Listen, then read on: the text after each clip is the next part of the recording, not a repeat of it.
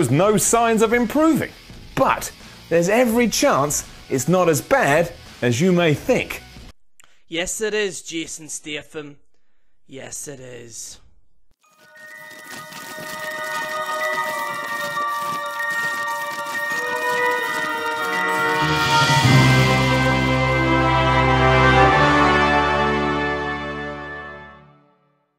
So as I'm sure you've all probably heard of Whatculture Wrestling.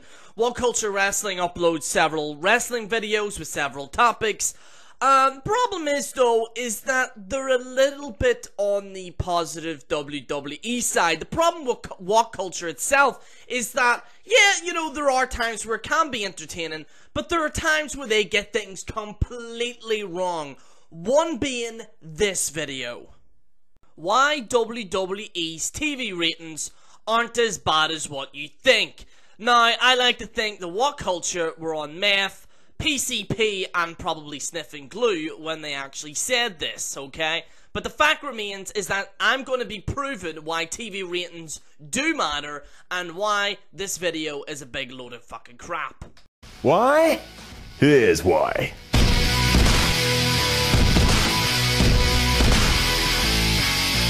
Right, cards on the table. WWE's ratings right now suck. They're as bad as they were back in 1996, and as we all know, 1996 was terrible. It gets even worse when you take into account what's happening with TV at the moment as well. It's a fact that most shows are actually posting lower numbers than they did in the past. Hell, even the USA Network, which carries Raw and SmackDown, is down overall. So TV, right now, not good. I'm sorry, what? TV not good right now, that's it? Finito? You literally just... The biggest entertainment platforms in America and the world, television, you just say, well, you know, television, everything's gone down, let's just dismiss it. Yeah, I know we all watch television, you know, I know all about that, but no, let's just dismiss it. An entertainment device that's been going on for nearly 50 years. Yeah, nearly 50 years. No, we'll just scrap that. That's irrelevant now. Just because the cool kids don't watch Raw on television right now, yeah. And by the way, I'm going to get to that in a second. First of all, your point, Mr. Jason Statham, is dog poo, okay? How can you turn around and say and just dismiss television like that? Okay, so a lot of people are going to say to me, well, what's good on television? Mr. Robot, Sons of Anarchy, Breaking Bad, The Walking Dead. The Walking Dead is a perfect example of a show on television that gets massive ratings and viewership. You can't just dismiss television and say, well, all the cool kids are streaming right now. Not only that, but WWE aren't going to get enough money online than they are on television. In fact, YouTube now have lowered the price for monetization on YouTube, okay? They get more business and more money on advertisers on television than what they would online at this point. Now, it's just ridiculous to me how you just completely dismiss television. You knew that this was a key point to this video, you didn't address it, and you just dismiss it like it's completely nothing, Mr. Statham. Okay? I don't know what the hell's going on here, mate. But here's the problem. Despite all these figures and trends, the WWE's ratings are lower than the curve. Now, I'm not going to stand here and bore you with stats and numbers, because you're going to look at me, and you're going to look at the screen, you're going to zonk out, staring, be really bored. But that's the headline. So basically what you're saying is WWE's ratings are falling even more rapidly than any other television program here. But then you turn around and say, oh, well, don't worry about the figures. You don't need to worry about that. We'll just get our incentive, give our opinion, and just take our word for it without anyone doing any goddamn research. How can you turn around and say in this video that WWE's Raw is on the down curve, but then turn around and say that it doesn't matter? If it's on a down curve, that's even worse than just the ratings trickling down at a steady pace. There might be a chance that it might spike up. But because WWE have gone down rapidly, then that could show you why the show is terrible right now. The characters in WWE are there's no investing in them anymore. There's no main storylines for people to be invested in. And that is complete and utter bullshit. I'm sorry, Mr. Statham. It is. Stuff like Netflix and streaming services have eaten into TV's popularity, but even with all that, WWE is still a bit lower still. So you just admitted that this video is completely pointless. You just said that if WWE's are trying to compete with Netflix and Hulu with this WWE network, yet their viewership and their subscribers is still low compared to these other ones, then pretty much what is the point in this video?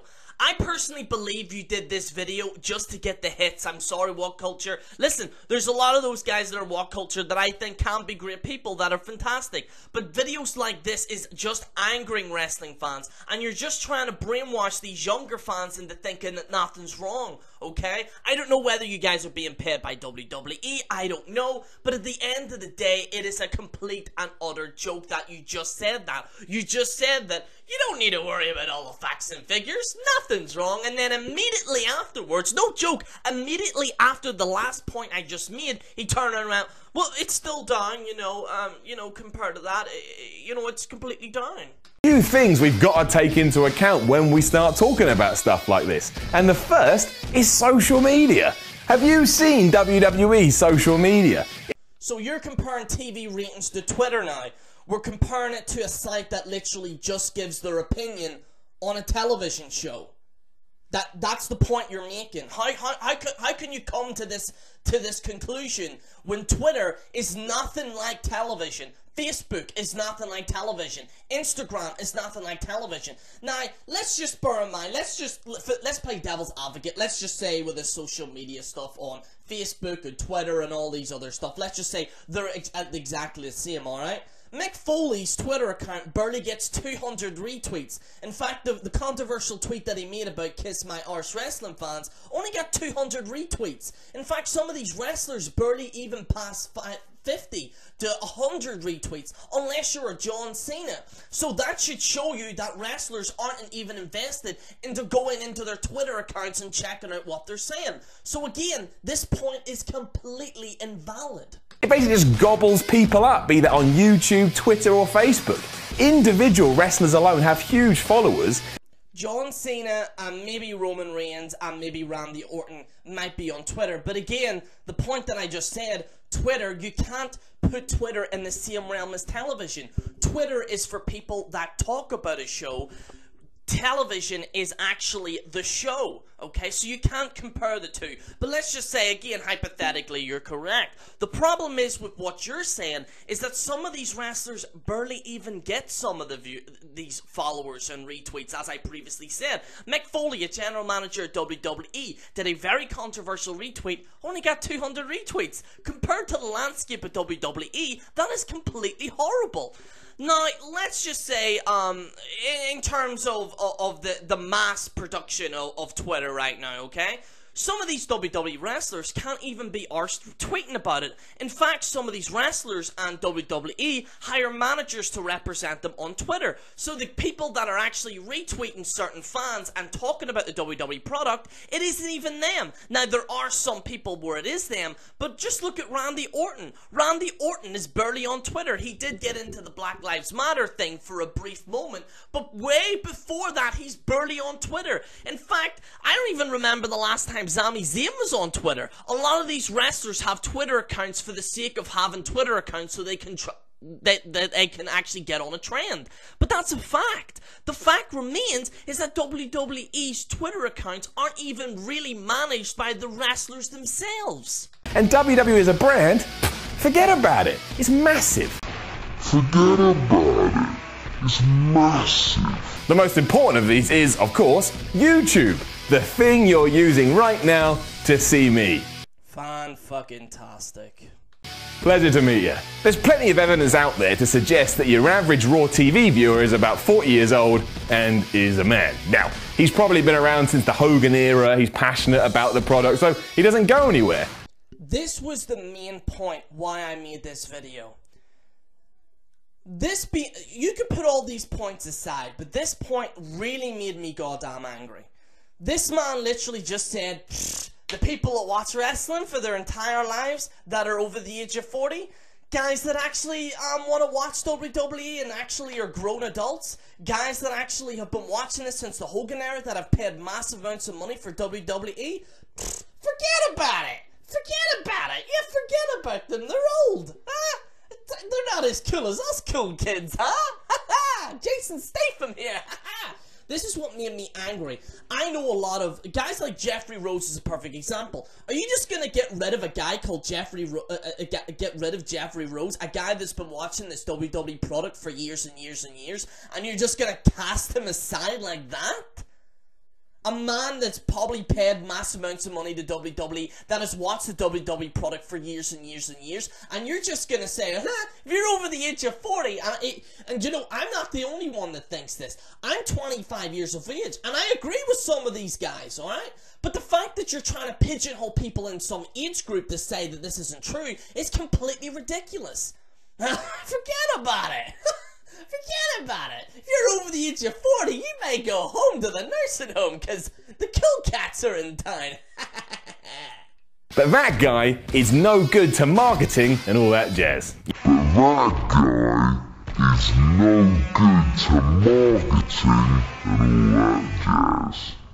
Again, as I previously said, these guys that's been watching this since the Hogan era, that have been watching this for years and years and years, you're just going to cast them aside like that, and you're just going to turn around and say, well, they don't generate the money, so we'll just toss them aside.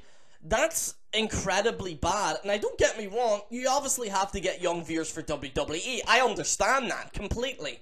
But to alienate an entire older group and say, forget about it, get rid of them, because they don't make enough money for WWE. First of all, this point is complete and utter donkey poo, okay? And let me explain why. Most kids have to get their parents to buy the actual products and stuff like that. However, most older fans will actually go to live shows, buy the t-shirts, buy everything, buy collectibles. Perfect example is a guy named Gemini. Gemini collects WWE DVDs. That's his hobby, okay? That guy generates a shitload of money for WWE. The amount of DVDs that this guy has bought for World Wrestling Entertainment is crazy, okay? And you're just gonna turn around and say that the marketing doesn't suit a guy like Gemini, a guy that has literally forked out hundreds and hundreds and hundreds of dollars to WWE's DVD collection. You can't just alienate an entire age group and say, forget about it. It's completely and utterly ridiculous. You see, marketing and all that jazz loves the youth because the youth is more likely to spend more money. That's just what the youth does. Yes, the youth that has to have massive student fees, pay out massive amounts of loans to universities and colleges, and literally need to pay for textbooks, laptops, computers, USB devices for their own college, is going to pump out massive amounts of money to WWE. What would you rather gain money from? One age demographic that literally doesn't particularly like the WWE product, let's be honest. There are some teenagers that do like the WWE product, but however, most of them are watching Walking Dead, Breaking Bad. They're watching products that are actually for their age demographic and doesn't treat them like children. The main reason why a lot of the teenage group and a lot of the older group is leaving is because WWE is aiming for a younger demographic. The problem is, though, with the comedy from WWE, essentially, has completely ruined that. Why would a teenager watch a show that treats them like children? It's completely irrelevant. But back to my original point, you just turned around and said that you would rather have mass amounts of money from teenagers that literally go to university, that have to pay student fees, and not aim for someone who actually has an established job and actually generates money on their own. So you're not going to aim for that demographic, but you're going to aim for a demographic that literally would rather watch something else than this product and has to pay massive amounts of money to student loans and everything else. So again, this point is donkey poo. Welcome to the club. If you're part of this group, however, you've become used to a certain way of having content delivered, and by and large it's quick, accessible chunks. You don't want to sit there and be bored. You want to have something thrown in your face, enjoy it, finish it, and then move on to your next slice of entertainment. So you just admitted that the product is bad. You literally just admitted that the product is bad. You just said, you know, all us crazy kids, we have to go to YouTube to get little things that are little digestible, little bites of WWE. Now, whose fault is that? Is that the TV ratings, or is that the actual product? Because what you just said in this video is that you just turned around and just said, you know, it doesn't really matter, you know, because, you know, the product's bad, but WWE's gonna do great with YouTube. As I previously pointed out, monetization on YouTube right now has fallen. The rate for monetization has fallen because most people now are uploading videos on YouTube. And with more people upload on YouTube, that means the monetization price has gone down. That's also not including people that have actually signed with partnership deals that take a chunk out of their money for viewership on YouTube as well. Anyone that is from that demographic and has watched so far into this video will know that if you're uploading videos on YouTube and have a partnership deal, most of that money gets taken away. That's what YouTube is. So if this individual has the choice to sit through 3 hours of Raw, which is grueling at the best of times, Again, just admitted that the product was bad. or watch highlights on YouTube, what do you think they're going to do? Hell, I'm old and I know which one I'm going for, and it is not the former. Although that is what I do every Monday night, so I can up and down things on Tuesday. So I do sit through 3 hours of Raw, each and every week. Again, just admitted that the product was wrong. So how can you turn around and say 3 hours of grueling Raw, but there's nothing wrong with the TV ratings? We should just completely ignore that. You just said in the video, man. You just said in this video that the fucking that the product is bad. So if you're saying that the product is bad and it's grueling for 3 hours, then that means that the product is bad. Am I going mad here? Am I the only one here that sees this crap? But this isn't the most devastating time as some people would have you believe. In fact, lulls such as this often serve as the catalyst for huge boom periods in pro wrestling. So let me get this straight. In order for your company to be successful, you have to hit rock bottom to get back up. What? What the hell are you talking about, son? What the hell are you talking about?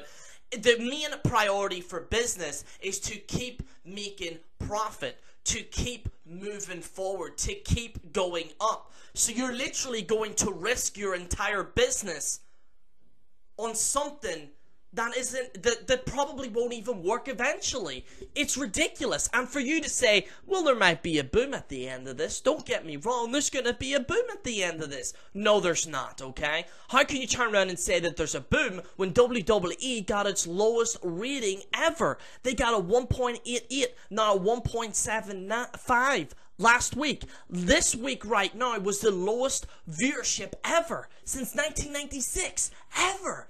Even some of the viewership in 1996 didn't even get this level right now.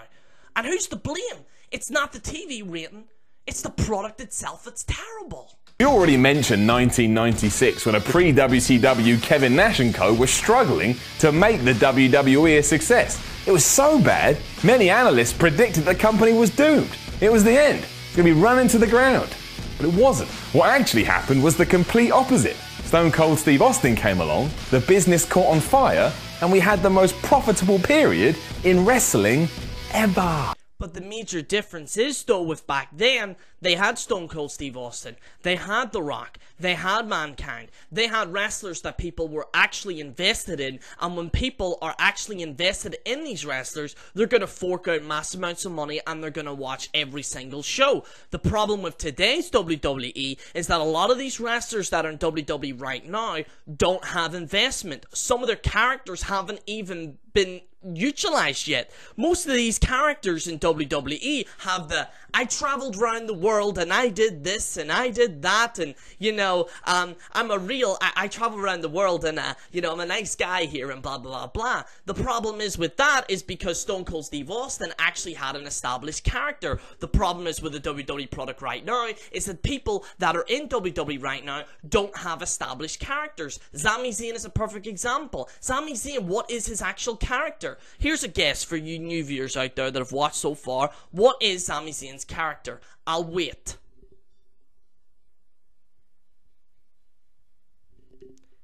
He wears race trunks, wears a cap, and looks like he's going to a golf court. Or course, should I say. That's basically Sami Zayn's character. So you can't turn around and say that the boom's gonna happen because of what happened in the Attitude Era and blah blah blah blah. Because the difference is, though, in the Attitude Era is that Stone Cold Steve Austin's character was actually established. The problem is with the current WWE product right now is that the characters aren't established. I thank you very much. Now, the next point that this guy says, Mr. Statham says, is basically makes this video a complete waste of time. Check it out. Massive. Now that doesn't mean that is going to happen, but it doesn't mean that isn't going to happen either. And given that the new era is still in its infancy and that WWE are now trying new things they never have before, like bringing in indie guys 10 years ago they wouldn't have even seen, it's all in place. It could happen. Let's hope so. So, pretty much, you don't know. You don't know. So, if you don't know, then why did you make this video? Also, on your point of these indie guys, again, as I previously said, a lot of these indie guys, yeah, they might be great in the ring, but they don't have established characters. The problem is with some of these indie guys is that they're not great on the microphone. Seth Rollins, on the other hand, is good on the microphone. He's a rare exception. But the problem is with a lot of these indie guys, they have no charisma. They don't ooze it. And it shows with the ratings and the viewership that's coming on with WWE. In fact, if you look at their YouTube channel, they have, what, multiple millions of subscribers when they barely maybe get 1 million, maybe 2 million. So literally, only 1/5 of the YouTube channel is watching the videos, while the other half isn't even tuning into it. So you can't turn around and say that YouTube's a massive demographic for that as well. So that's completely wrong. Also, you're turning around saying that they have indie guys in here. Fingers crossed it might work. That's not great business strategy. How can you do something in business and just see if it's okay? You have to have certainty. Now, don't get me wrong, in business you have to take risks, but they have to be calculated risks. They have to be calculated risks where there's a percentage that you will win. There's risks in business, don't get me wrong, but this indie stuff, just saying, let's just hope it happens, fingers crossed, it's not gonna work. I'm sorry, it's just not. And that's pretty much the end of the video. Like, I do make jokes about Whatculture, and I like to make jokes about Adam, but all in all, I never thought I would make a video response, but it's kind of funny how I just uploaded the TV ratings, and then they upload saying the ratings don't really matter. As I said, I have nothing against this guy at all. You know, I'm sure he's probably a smart wrestling fan, but I just think this was just an overall terrible video, and I just wanted to use this as an example to say that the reason also why I wanted to make this video is because I want younger fans to bear this in mind, okay?